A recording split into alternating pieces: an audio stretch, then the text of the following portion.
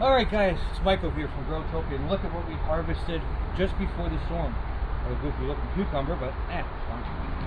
Going in the same place. We got another big cucumber as well. We got some nice basil that we pulled out. Not like fresh basil. The store will never smell this good. And why? Because it's fresh. I hold my basil so the wind doesn't blow it away. So we also got some corn.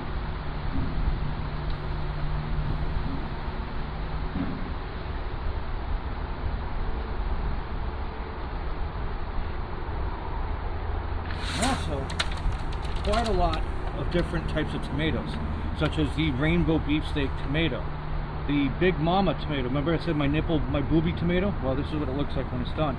We got some hillbilly tomatoes, which are these. These are hillbilly tomatoes.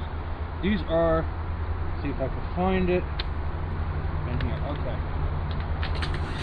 So remember, now you can actually see the difference. The white tomato versus a yellow tomato. Now you can actually see the color difference. But when you first looked at this thing, you're like, oh, it's yellow. Until you get it next to a yellow tomato, the color difference is extremely noticeable. Now if you see this, you see little peckings out of your tomatoes, well, they're still good to eat.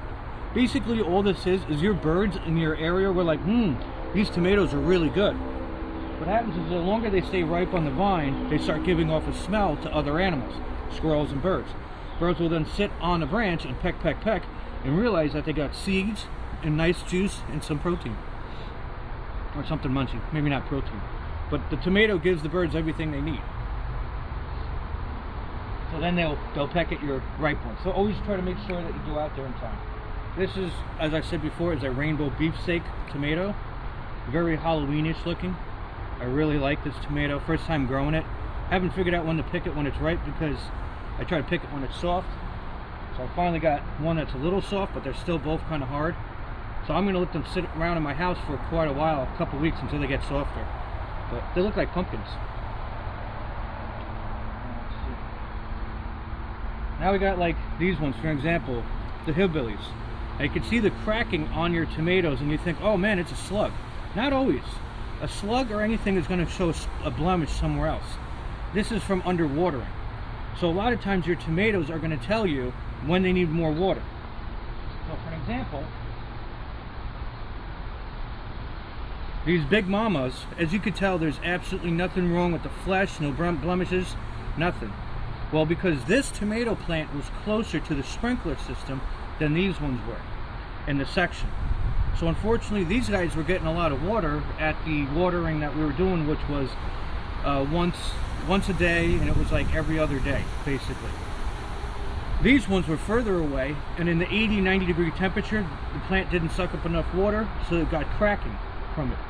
The problem with cracking is that if you let it crack like this, then you can get bugs that can get inside the tomato and eat the tomato from the inside out. They're still good to eat, just cut carefully. There might be a worm coming out looking for a little snack with you. Got different types of big tomatoes, small ones. Obviously these are what I was showing before, those are the yellow plums. Plums are small. Yes.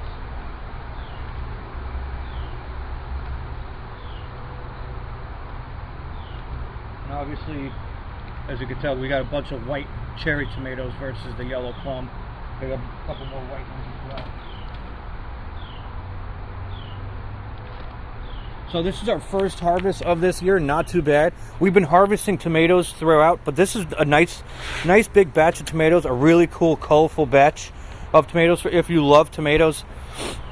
Obviously, this cucumber is kind of funny because normally, like this one, they grow just dangling down. These two were kind of like just sitting on top, so they didn't get that long dangly look to it. They were just literally sitting like this on top of the raised bed. And then this one here was sitting on the soil inside the raised bed, but if this was like the corner of the bed, like this on the ground, like the wooden corner, it was literally growing like this, and it kind of got bent a little bit. So you can kind of see like your cucumbers will change their look depending on the way they're growing. So if they're just dangling down, they're going to get a lot longer. But if they're just laying down, they're not going to get long at all. Just a cucumber fun fact. And basil, I pick them before they flower. And then the corn, I'm not sure exactly how some of this corn's going to be, because basically the old ruling is when it turns black or brown or like dead on top, it's when it's ready. And the other way you could do it is you could just rub your corn. I'm going to hand you off to my camera person. Now, make sure nobody's watching you when you're doing this. But what I do is I like to rub my corn like this with my fingers. And what I'm looking for is I'm looking for kernels. Now there's another way that farmers do it. Is what they'll do is they'll peel back the silk a little bit and they'll peek inside to see what it looks like. So you can see like this one, I felt up here that there really wasn't much at all, but as I got down I could feel it. So you can do the fingernail test to see if it squirts a little bit. Squirts a little bit. Now you could always slide this back up when it's out in the field and just kind of spin it when it's on the plant and try to hope that it stays fine. It'll still grow no matter what. But when you rub it, you want to go at the top, and then you're rubbing it at the bottom. You're not going to get much at the bottom. What you do is as you go along, it's kind of like, you know, you're reading the braille of the corn, and when you think you got a good one, you peel it back to take a peek, and that's pretty nice. This one here, this one's a little hard to tell. This one's got a different color. You'll notice that some of them have different colors on top, and that's because it's a different variety. So like this is a red corn that I'm growing, and you could see that the corn is actually red. So it's an Indian corn that you can eat. And you can see how cool this corn looks.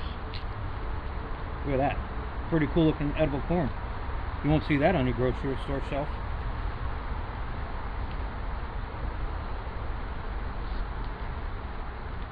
And another one down here. It's got some coloration to it, not much. This is another multicolored corn. You can see there's some purple in it. This one's supposed to be all different colors as well. It didn't really get that far down on the growing train. The plant fell over, so sometimes they're going to be good, sometimes they're going to be bad. Sometimes you might get corn out of them, sometimes you may not.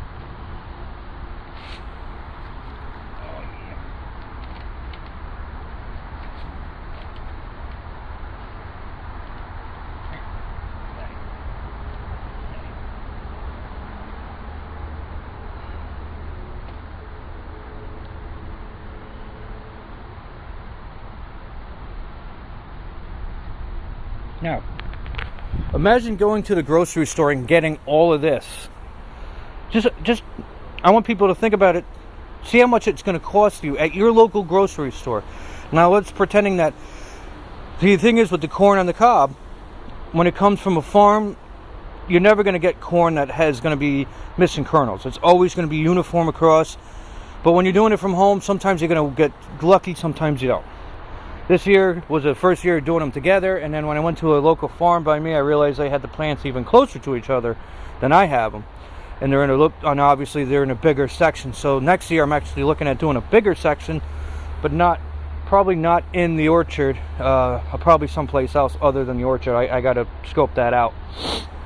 But that's a back thought. So all of this right here I just got for free for a couple minutes of my time, and I could enjoy it. And I'm not going to have to worry about pesticides. I'm have to worry about dangerous chemicals. I know what's in my food. I know what's in my water. And that's it. And I'm not going to be, I didn't, tickle my butthole with my finger and start grabbing tomatoes. So I'm not going to have E. coli on my food. So anyway, guys, that's it from Growtopia. This is Mike. Hope you liked, subscribe, share it with your friends and family. Hope you enjoyed. Hope you got something out of this. And hope you're out there picking your plants. And please be safe for anybody that's in the line of the hurricane. This is Mike from Growtopia. Have a good day.